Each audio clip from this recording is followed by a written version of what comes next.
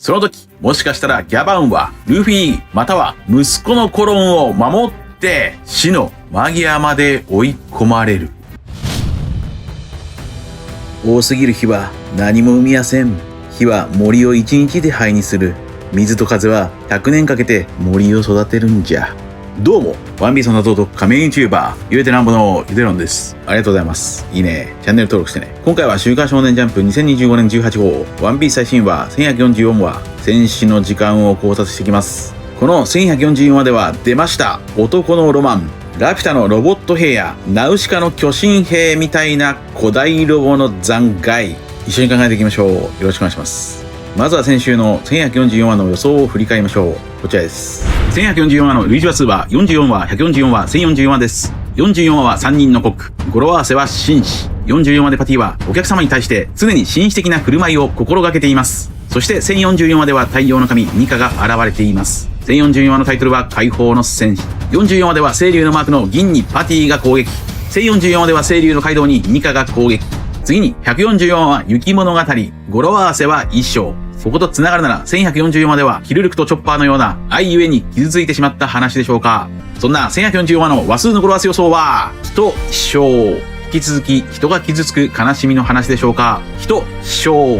はい、先週の予想は10点。話数の理論を修正していきましょう。44話では清流のマークの銀にパティが攻撃。1044話では清流の街道にニカが攻撃。1144話では雷竜、ニーズホックに破国の攻撃。次に1044話は解放の戦士、ニカことジョイボーイ、落書き。死から復活したニカは空想のままに戦うという。一方、1144話は戦士の時間、扉絵では港さんが解放。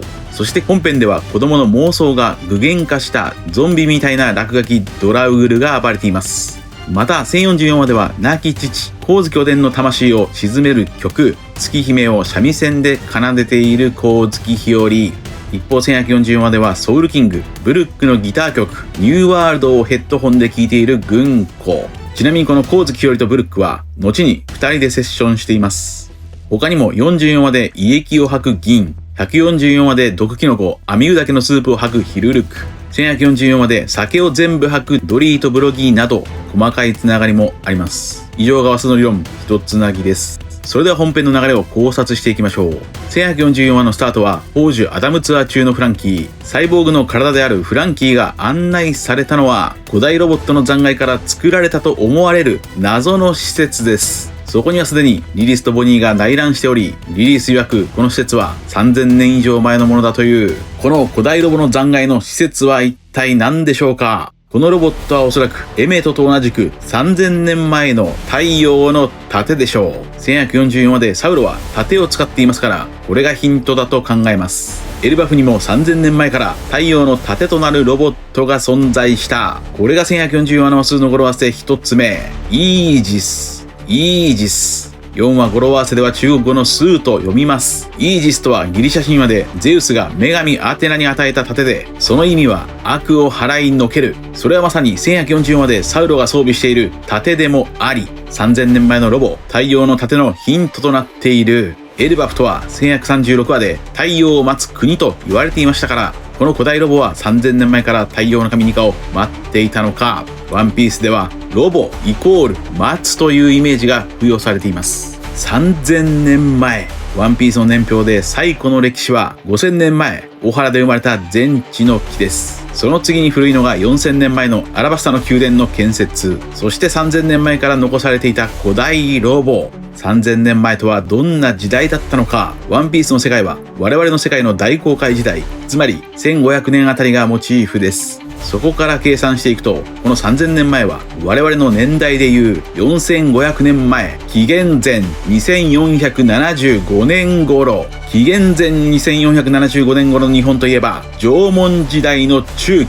そして日本ではなく世界に目を向けると、その時代はエジプトやメソポタミア、古代文明が栄えていた時期です。エジプトではピラミッド建設、太陽神ラーの信仰が強まった時期です。一方、メソポタミア文明ではシュメール人たちが時間や暦を設定し、世界初の都市国家が誕生しています。このシュメール人たちは人類の文明を大きく発展させた存在と言われ、同じ時代の日本の縄文土器、土偶のデザインとも合わさって、オカルトファンの間では古代宇宙人飛来説が都市伝説として囁かれています。シュメール人とは宇宙から飛来した民族だと考える都市伝説ですが、シュメールの神エンリルは翼が生えていますから、ワンピースでもこの都市伝説が採用され、巨大ロボットを作ったのはやはり宇宙から飛来した月の民であり、彼らの技術から生まれた高度な文明、ある巨大な王国が栄えた時代だろうと読み取れそうです。なぜなら何度も考えているように、空島編とエルバフ編は表裏一体。やはりエルバフの展開は月の民とつながるでしょう。つまりエルバフの展開には空中庭園や古代文明がある。そんな古代ロボの残骸はまるでラピュタのロボット兵のよう。ラピュタのロボット兵も空中庭園で王の帰還を待っていましたが、いや、周りには胞子植物が生えていますから、ナウシカに出てきた巨神兵のイメージもある。もしもそうであれば、この巨大ロボは3000年前、古代兵器として巨神兵のように世界を滅ぼした可能性もかすかにある。5年前、古代兵器とはラピュタ城のイメージだろうとも考えました。こちらです。インペルダウンの造形は古代インドの文献ラーマヤーナに登場する空飛ぶ神殿ビマーナにそっくりです。ビマーナとは古代インドで空飛ぶ神殿や空飛ぶ戦車とも呼ばれた空想上の建造物です。このビマーナにはプルトンのように真偽不明ですが設計図までも残されており、オカルトファンたちからはここから古代の核戦創設を主張する人もいます。このビマーナをモデルにして描かれたのが宮崎駿監督作品天空の城ラピュタでしょう。ラピュタ城もビマーナにそっくりです。ラピュタに登場したムスカ大佐がラピュタ城の兵器を使った時のセリフを皆さんは覚えているでしょうか。ムスカは店であげようラピュタの雷を、旧約聖書にあるソドムとゴモラの滅ぼした天の火だよ。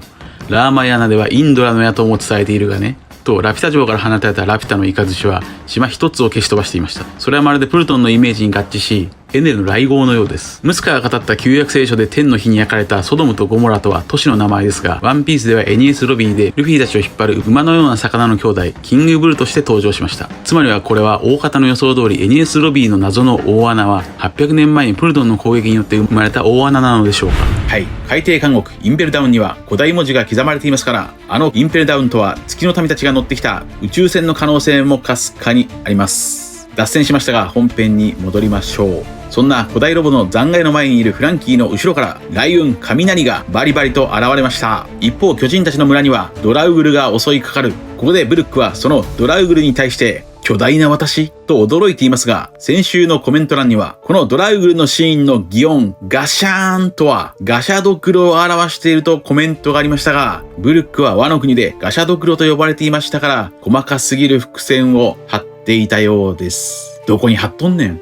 そして子供を誘拐する人物は許せないと波は怒り戦おうとしています。これが1140話の話数の語呂合わせ2つ目、人々死守。人々死守。この語呂合わせはもちろん子供たちを守るサウロや巨人たちにもかかります。しかしナミたちが戦うのは客人だからダメだとヤルルは言います。すると近くで霧船スバルをコロンが引いているのを見つけます。よいしょよいしょと怪物たちと戦うべくコロンは隠れて出航しようとしています。そこでナミたちはコロンと合流して船に乗り込んでコロン海賊団が結成出航、空へと飛び立ちました。これが1140話の話数の語呂合わせ3つ目、人飛翔人飛翔。場面が変わって食後に音楽を聴いているグンコ。グンコは TD つまり空島編で見たトーンダイヤルでソウルキングブルックの曲ニューワールドを聴いている。この曲の歌詞は世界を変えようという内容ですから、グンコは現在の世界に何か不満があるのか。またもや場面は変わって子供たちを止めたいサウロ。サウロは盾を2つ持って先頭のイルバを止めますが、先頭の子を止めたら後続から歩いてきた子供の茨が刺さり傷ついてしまう。これが1140話の話数の語呂合わせ4つ目、人飛翔人飛翔。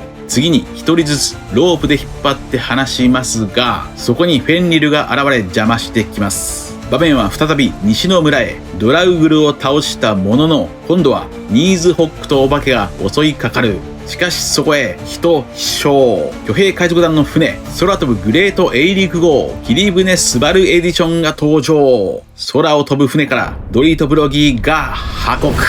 ニーズホックとお化け、さらにはロキの落書き、3体の落書きの怪物たちを一気に撃破しました。僕はロキの悪魔の実とはニーズホックだと考えていますから、もしも仮にそうであれば、落書きのニーズホックと落書きのロキは同時に消失していますから、なんとなくこれがヒントだったりするのでしょうか。とにかくここまで登場している落書きの怪物たちは全てデザインも本物ではありません。子供たちの妄想の産物です。ここで少し脱線してロキの悪魔の実について再び考えましょう。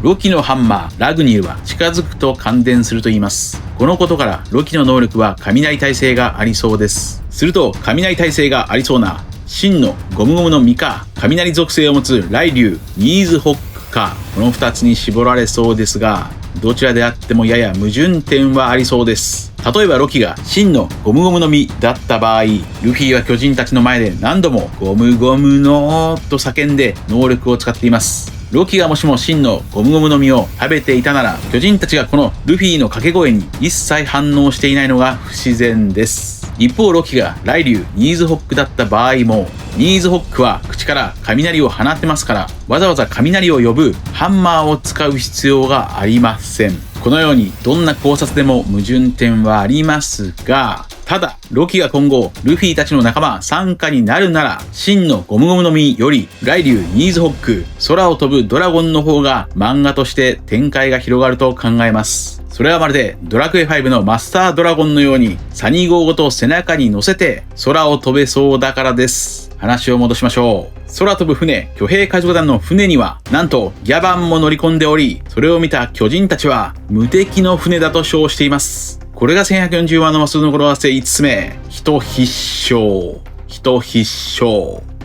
愛の伝道師ギャバンが早くも現れました。しかしギャバンの息子コロンも密かに参戦していますから、これはもしかすると親子の愛を試したいサイコパスソマーズ製の茨の能力にギャバンは苦しめられそうです。愛の伝道師ギャバンについてはソマーズ製の能力が明かされる前にこのように考えています。こちらです。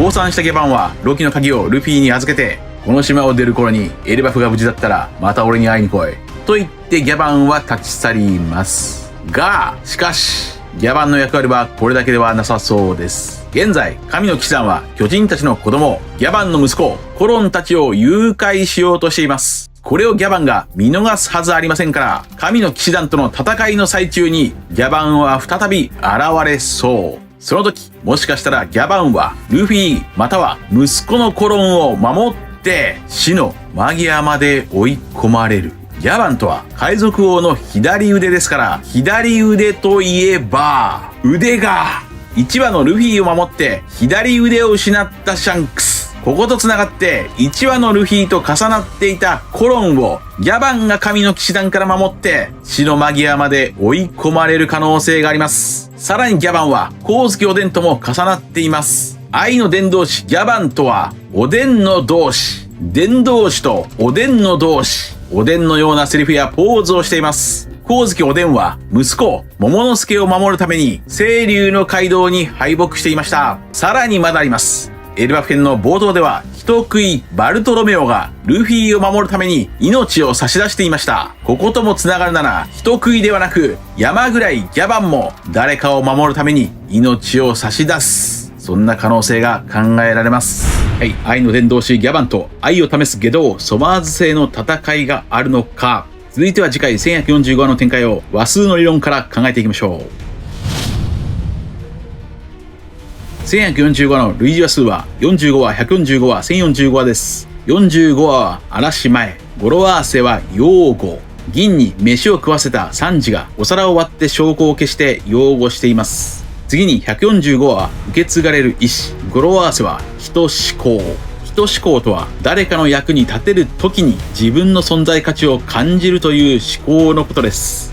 俺が消えても俺の夢は叶う。この人思考という語呂合わせはヒルルクの意志にかかっています。次に1045話はネクストレベル、語呂合わせは人の死後。死んだらみんな骨だけだ。一度死んだルフィがニカの意志とともに復活しています。これらの類似話数とつながるなら1145話は斜め45度という死後の語呂合わせギャグを持っているブルックがワンチャン活躍する。また1045話と1046話はゴムの悪魔の実の話ですから、ロキの悪魔の実がもしも真のゴムゴムの実ならば、1145話か1146話で明かされるはずです。一方、ライリュウ・ニーズホックの場合は、1046話のタイトルが雷蔵ですから、1146話の方で明かされる。とりあえず今週も反転話数を考えましょう。1145話を繰り返すと、541話、未だかつてナッシブル、インペルダウンの囚人たちを解放しながら脱獄するイワンコフ。さらに541話では、テンションホルモンによって、ボンちゃんが死の淵から復活しています。1045話でもルフィの心臓が復活していますから、1145話ではロキが死の淵から復活しそう。いや、復活するのはロキだけじゃない。もしかすると今回倒した落書きの怪物たちも復活してしまうのか。あの落書きたちは子供たちの悪夢ですから、倒しても消えない。また復活する。そんな悪夢を消すには人々を笑顔にするニカが必要。例えばニカが楽しそうに騒いでいる声で眠っている子供たちが笑えば、あの怖い悪夢も消えるかもしれません。そんな1145話の語呂合わせ予想は、いい仕事。繊維ゲルズがいい仕事をしてロキを復活させるのか、あるいはルフィが大量の肉を持ってきてロキに食べさせるのか。人々思考。どうすれば落書きの怪物たちが完全に消えるのか、巨人たちが頭を抱えるかもしれません。ひどい事故、何かふざけた事故も起きる予感もします。以上です。皆さんはどう思われましたか？ご意見や考察してほしいなどがあればコメント欄までよろしくお願いします。ありがとうございました。謎を解く鍵は表裏対語呂合わせ、最強は数の理論に滑り倒すダジャレと落ちな歌。チャンネル登録やコメントよろしくお願いします。